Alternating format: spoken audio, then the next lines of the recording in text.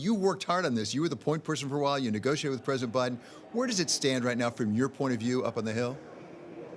Well, I think it stands really in sort of precarious hands right now. I think if Senator Schumer pushes to have the vote tomorrow to proceed to a bill that has not been written, has not been scored, we don't know what it's going to cost, how it's going to get paid for, I don't see that passing. I just think that there's too many details, too much at stake here. We need to see the details, and that's what I'm awaiting myself. What sorts of issues are left outstanding? And let me ask you specifically about one, which is pay-fors.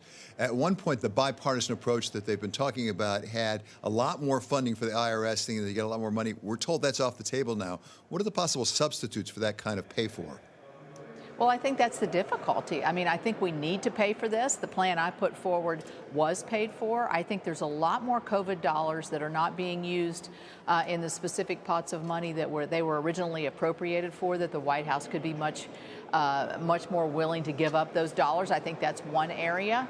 I do think that they're going to have difficulty convincing everybody that it's fully paid for, but there is a theory that if the investment is so large that part of that will pay for itself. I'm not sure that passes the test with everybody, but it will with some. So I think the pay for issue was always going to be the most difficult, and it remains that way. But there's still policy issues that I still think are vague, are undefined, and that we need to have more specificity. I am the ranking member on the Environment and Public Works Committee. We passed a bipartisan bill. I'd like to see a lot of the policies on permitting and other things that we were able to get through remain in this package. And right now, I don't have those assurances.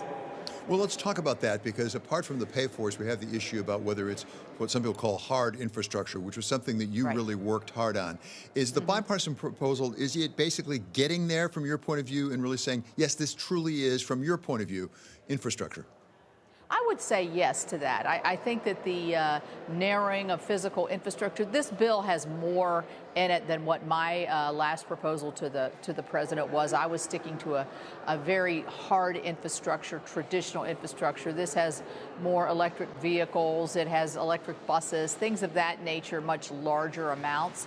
But I do think it does stick to the definition of what a physical infrastructure bill would be. Roads and bridges, broadband is in there, airports, ports, water, rail. Those are the kinds of things I think that we're falling behind on, that people are for, and that I think you could get good bipartisan support for, but not until we see exactly what's in the details of this bill.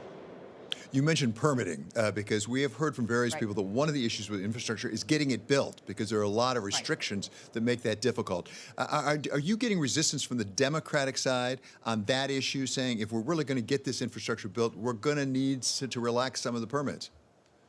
Well, I think what we need to do is not relax the requirements, but at least shorten the time frame. We have in our bill that we passed out of committee a thing called one federal decision. What is that? That makes sure that one federal agency is driving the permitting procedure, rather than having 13, 14, or 4 or 5 different agencies having to sign off. That in and of itself will save time and money. We'll also have a dashboard with timelines to see how long these projects can take. If these projects take 7 to 10 years, number one, we're not going to see the economic benefit, but number two, people abandon projects, and number three, you end up spending so much more money as time moves forward. So permitting is critical here in terms of making sure that the projects get done in a timely fashion.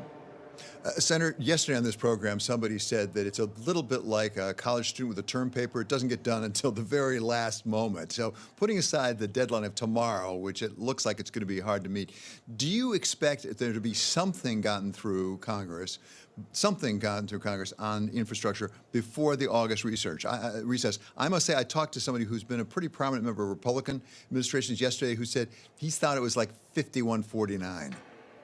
I think that's probably pretty close. I think that, in the morning you can feel like, yes, this is going to go, and then by the afternoon you can go, not so sure. There's still some very sticky issues. I think the House has expressed some dissatisfaction with what they see going on over here, and I think that's an enormous problem for the White House and the bipartisan group. I think there's big questions as to whether the $3.5 trillion reckless spending bill that the Democrats are expected to come forward with in a partisan way, how linked are these two bills? I think that's a big question that's never been settled. So I'm not sure that your colleague, Senator Mitt Romney, is watching us, but he actually has just made headlines on the Bloomberg saying he thinks something will get done on infrastructure by the end of this week. Do you think it's too optimistic? I don't know. I mean, I'm not in the group. I think that's pretty optimistic. I think probably next week is probably a better estimate, but he's in the group. Maybe he knows a lot more than I do. What realistically can get done before the August recess? And maybe more important, what are you really saving for September? Because there's a lot of things on refunding the government, on debt ceiling, on some sort of budget approach. There's an awful lot of stuff piling up in September, isn't there? There really is, and one of those is the expiration of the 5-year surface transportation reauthorization, which is a part of this bill. So that deadline's pushing this as well. I do think this needs to be done, if it can be done, by the end of this work period, which would be August, I believe, the 6th. The House isn't only going to be in session for one more week, so that's an issue as well. But I think that there's a will. If there's a will, there's a way. I do believe there's a will here to get this done. I believe in a bipartisan infrastructure package.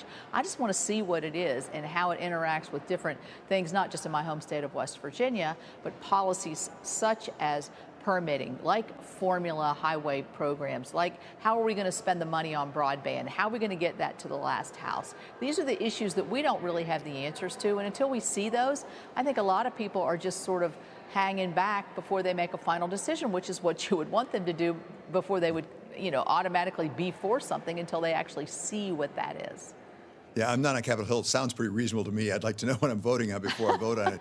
But Yeah. Let me ask you, the start date for the August recess, is it in jeopardy? Are there people talking about possibly postponing it up there?